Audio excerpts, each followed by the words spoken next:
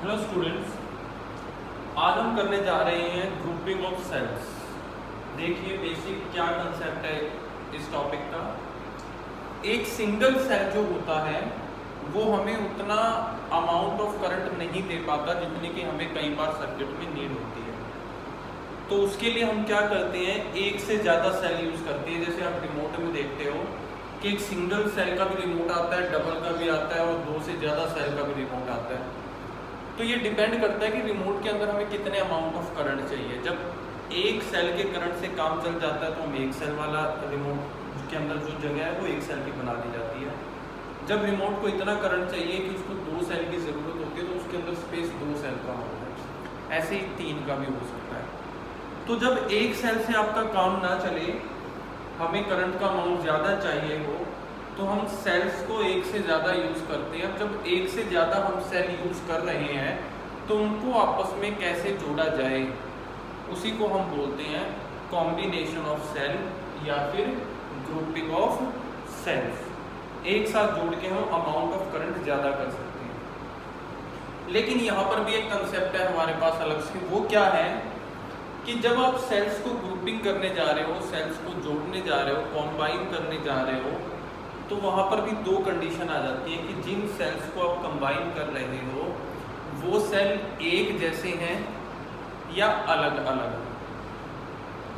कि एक जैसे से हमारा मीनिंग है कि आपने सारे ऐसे सेल्स ले लिए जिनकी ईएमएफ भी सेम है, इंटरनल रेजिस्टेंस भी सेम है, बिल्कुल एक जैसे। जैसे आप रिमोट में डालते हो दो बिल्कुल 5-5 वोल्ट के सेल होते हैं, ये हुए एक जैसे सेल। एक तो आप एक जैसे सेल्स को जोड़ना चाह रहे हो, ग्रुपिंग करना चाह रहे हो, कंबाइन कर रहे हो उनको, या फिर आपको अलग अलग ईएमएफ के और अलग अलग इंटरनल रेजिस्टेंस के सेल दे दे, तो उनको कैसे कंबाइन करोगे।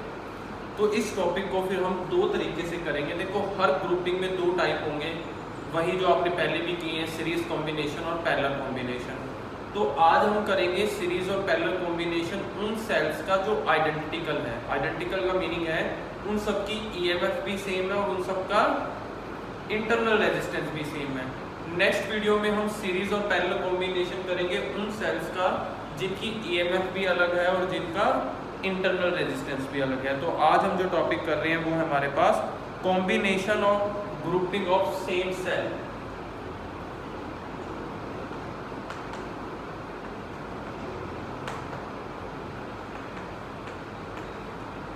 सेम सेल्स यानी कि सेम ईएमएफ वैल्यूज हैं जिनकी, उनको हमने सेम सेल बोला हुआ है। तो दो तरीके से हैं। पहला है सीरीज कॉम्बिनेशन,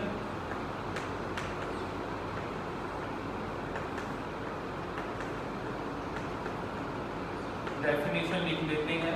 वैसे तो आप लोग अब जो है अवेयर हो गए हैं इसकी डेफिनेशन से, आपने कैपेसिटर के केस में भी किया है और आपने इसको रेजिस्टर के केस में भी किया है। तो यहाँ पर आएगा a number of cells are said to be connected in series, a number of cells are said to B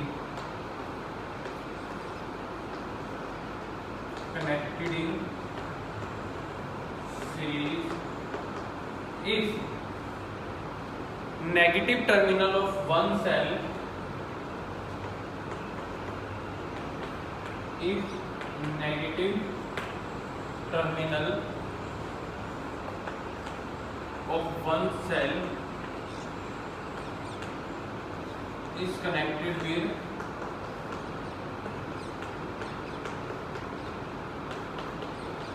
positive terminal of next cell and so on। और इसी तरीके से प्रोसेस जो है वो आगे चलती रहे कि पहले सेल का जो नेगेटिव टर्मिनल है अगर उसको आपने अगले सेल के पॉजिटिव से जोड़ा है, फिर अगले के नेगेटिव को उससे अगले के पॉजिटिव से, इस तरीके की जो कॉम्बिनेशन है उसको क्या बोलते हो, सीरीज कॉम्बिनेशन। देखिए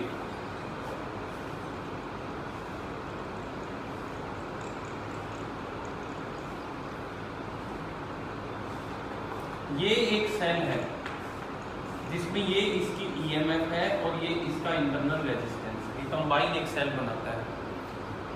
इस सेल का नेगेटिव टर्मिनल जोड़ना है positive terminal of next cell. ये नेक्स्ट सेल है,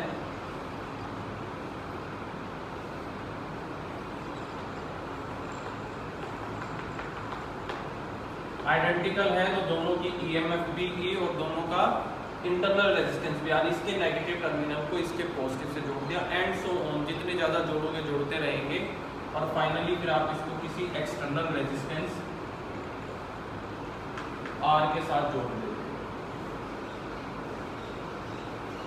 करंट आपको पता है सेल के पॉजिटिव टर्मिनल से कहां जाएगा, नेगेटिव टर्मिनल की तरफ, तो डायरेक्शन ये होगी करंट की। ये है आपके पास diagram series combination of cells का। दो सेल्स आपने जोड़ रखे। अब देखिए मेथड वही यूज करना है जो 10th में हम करते थे रेजिस्टर्स के लिए, उसी तरीके वही चीजें आपके माइंड में होनी चाहिए। रिवाइज करा देता हूं मैं। सीरीज कॉम्बिनेशन में आप करंट को सेम लेते थे, सीरीज कॉम्बिनेशन में आप वहां पर वोल्ट जो होती थी, पोटेंशियल जो होता था उसको ऐड करते थे, क्योंकि वो अलग अलग दिया होता था, सिर्फ करंट सेम होता था वहां पर। और फिर आर का फॉर्मूला भी आप सीरीज में निकालते थे, R is equals to R1 plus R2 plus R3। ये चीजें आपको माइंड में होनी चाहिए। उसी को ध्यान में रखते हुए यहाँ पर टोटल ईएमएफ कितनी होगी, सीरीज में क्या करते थे, ईएमएफ पोटेंशियल डिफरेंस ही तो है, उसको क्या करते थे, ऐड कर लेते थे कि अगर पहले सेल का V1, दूसरे का V2, तीसरे का V3, तो आप टोटल कर लेते थे। लेकिन यहाँ पर पहले का भी E है और दूसरे का भी क्या है, E है, तो टोटल ईएमएफ क्या हो जाएगी, 2E। Total internal resistance simple add नहीं करना, माइंड में वही रखना है। सीरीज में कैसे जोड़ते थे, R is equals to R1 plus R2 plus R3, लेकिन यहाँ पर तो दोनों R है, तो R is equals to R plus R क्या हो जाएगा, 2R। ये हो गया। एक्सटर्नल रेजिस्टेंस आपको कितना दे रखा है,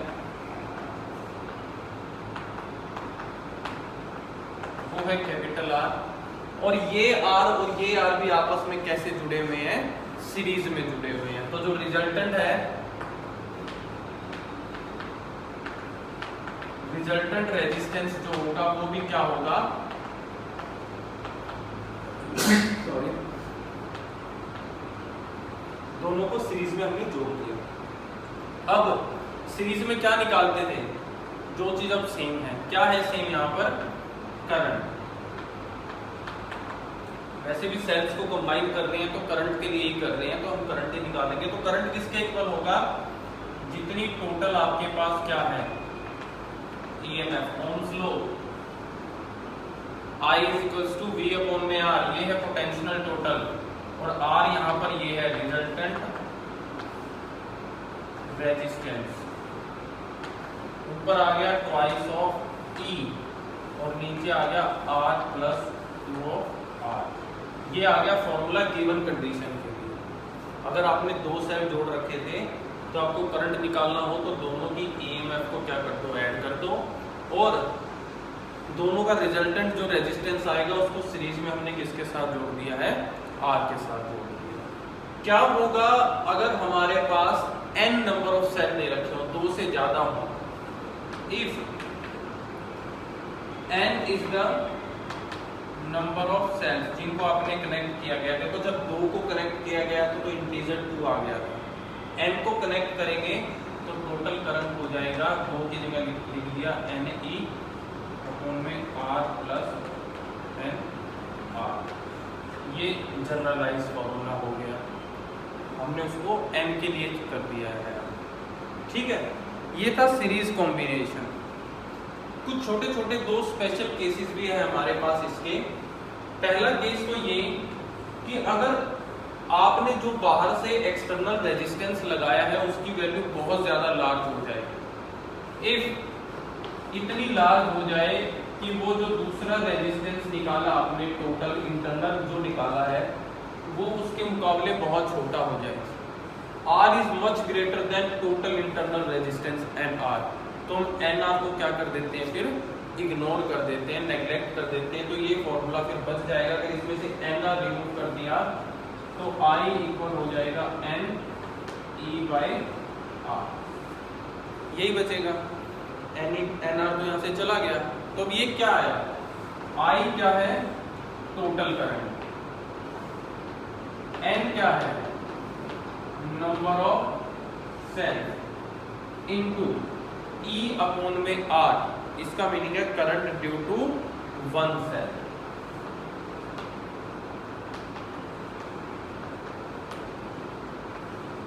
कंक्लूजन ये निकला कि अगर इंटरनल रेजिस्टेंस बहुत थोड़ा हो तो आप सिर्फ एक सेल से करंट निकाल लीजिए E/R, और उसको जितने भी सेल दे रखे हैं उससे मल्टीप्लाई कर दो तो आपको टोटल करंट आ जाएगा। आपको उसके लिए इतना सब करने की जरूरत नहीं है कि इंटरनल रेजिस्टेंस को सीरीज में जोड़ो फिर उसको एक्सटर्नल से जोड़ो।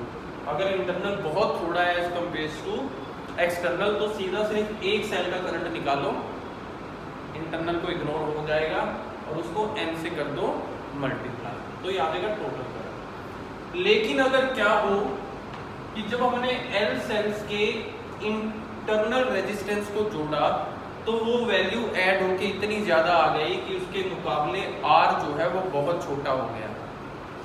अगर एक्सटर्नल रेजिस्टेंस बहुत स्मॉल भी हो सकता है किसके, इंटरनल रेजिस्टेंस के, अगर ये केस आ गया तो क्या होगा, तो इसका मीनिंग हम R को इग्नोर करने वाले हैं यहाँ से।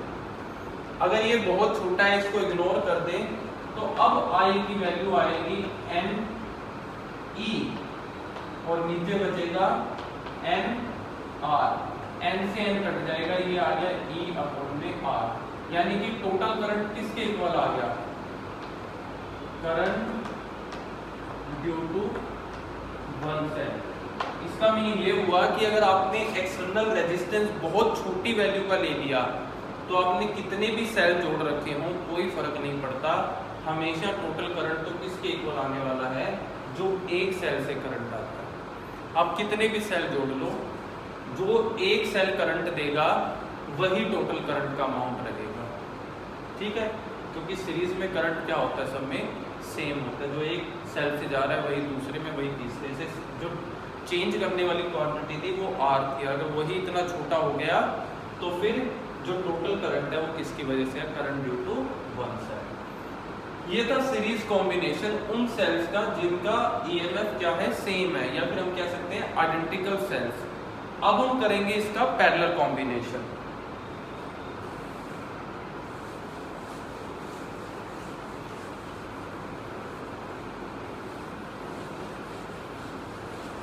बहुत ध्यान से आपको न्यूमेरिकल में देखना है जब इस पे बेस कोई क्वेश्चन आए कि उनकी EMF सेम है या अलग है।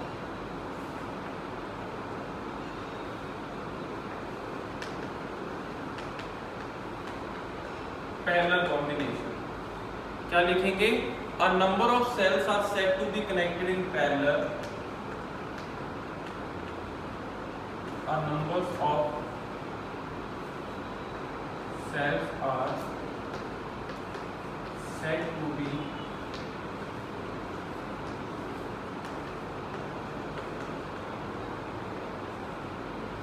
connected in parallel if positive poles of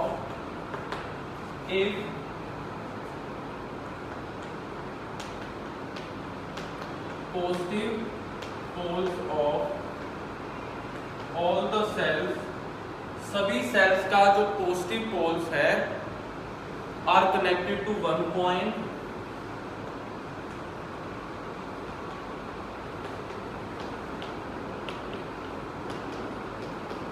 and कौन सा टर्मिनल रह गया फिर, negative pole connected to another point and negative poles connected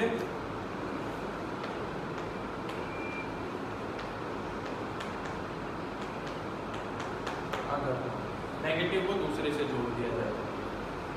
same definition जो आपने पहले की थी बना के दिखा देता हूं मैं आपको। डायग्राम देखिए, ये एक सेल आपके पास ER,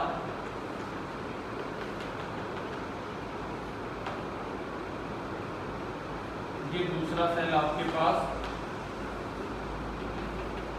दो सेलों को हम जोड़ के दिखा रहे हैं, इन दोनों के नेगेटिव टर्मिनल को कंबाइन कर दिया, पॉजिटिव टर्मिनल को कंबाइन कंबाइन कर दिया और हमने क्या बोला, दोनों का पॉजिटिव एक पॉइंट से जोड़ दिया जाए और नेगेटिव को एक पॉइंट से, और उन पॉइंट्स को फिर हम एक एक्सटर्नल रेजिस्टेंस से जोड़ देते हैं जिसकी वैल्यू R है।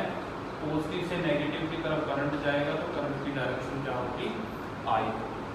ये है पैरेलल कॉम्बिनेशन, कोई नई चीज़ नहीं है, आप लोग सीख चुके हो इस चीज़ को।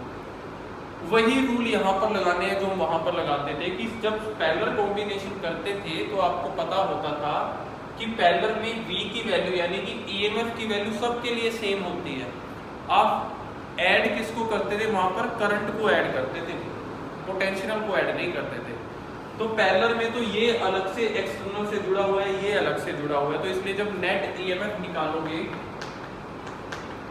तो वो किसके इक्वल आएगी, वो E के ही इक्वल आएगी, जैसे पैरेलल में पोटेंशियल V के इक्वल रहता था, क्योंकि दोनों सेपरेटली जुड़े हुए हैं।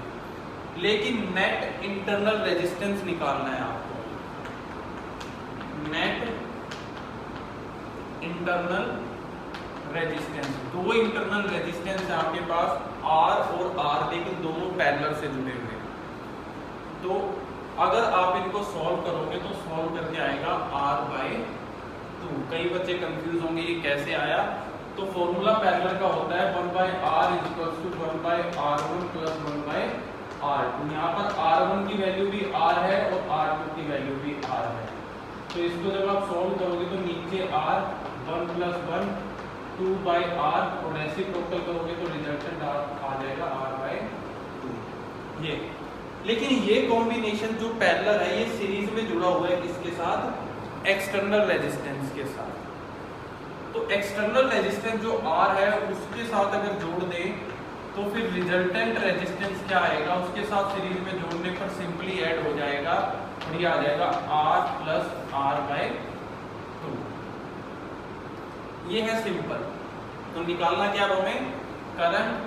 तो करंट किसके इक्वल आता है, करंट आता है total EMF E by total resistance R + R/2। ये है गिवन सिचुएशन के लिए करंट की वैल्यू। लेकिन अगर आपको 2 सेल की जगह n सेल दे रखे हों, if n cells are given, तो फिर करंट की वैल्यू हो जाएगी E/R + r, जहां दूर का वहां पे क्या आ गया है, कैपिटल N आ गया है आपके पास। जितने भी सेल होंगे वही टर्म वहां पर आ जाएंगे हमारे पास। वही 2 स्पेशल केस अब हम यहाँ पे भी करेंगे कि आपने जो ये एक्सटर्नल रेजिस्टेंस दिया है अगर ये बहुत बड़ा हो जाए इस इंटरनल रेजिस्टेंस से तो आप इग्नोर कर दोगे इस वाली टर्म को, तो I की वैल्यू आ जाएगी E/R, यानी कि टोटल करंट एक सेल के करंट के बराबर आ जाएगा अगर इंटरनल बिल्कुल ही स्मॉल है। तो याद रहे टोटल करंट किसके इक्वल आया है, एक सेल के।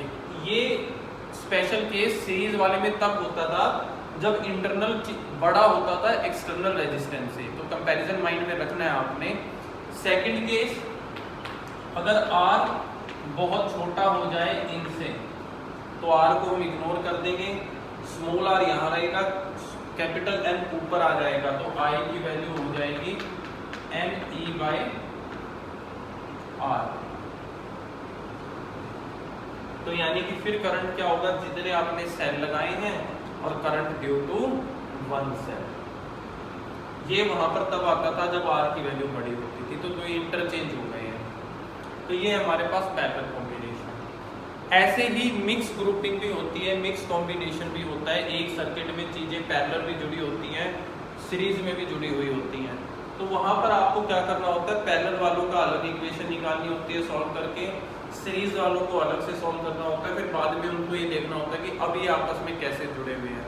तो टास्क बढ़ जाता है आपका। वैसे अलग से वहाँ पर कोई फॉर्मूला नहीं होता, फॉर्मूले यही है जो आपको दिखा के दिए गए हैं।